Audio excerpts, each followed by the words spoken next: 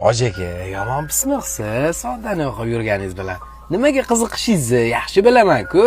Ikkita narsaga qiziqasiz. Birinchisi yaxshi mashinalarga, ikkinchisi Mersga. Valixon aka, sizga yomon yarashadi lekin shuncha pulni nima qilasiz bilmayman. Mercedes eng chiroyli salonli mashinasidan EQE 350. Bu 4 ta balon tortadiganligi. Buni salonini qarang. Haqiqiy bu nemisga, haqiqiy nappa koja. Ham tarpetkalarni, o'rta konsullarni, rullarni qarang. O'g'li sensorni bo'yatibdi. Отпечатка paletslar, panoramasi ham bundoqlar borsa ochiladi. Ideal holatda. 2023-yil 12.000 probegi. Yengisi 80-90 ming atrofida. Bosaverasizmi? Ikkinchi mashinaga. Nega maza qilib o'qib yurasiz? 49.900 ga ko'ndira oldik.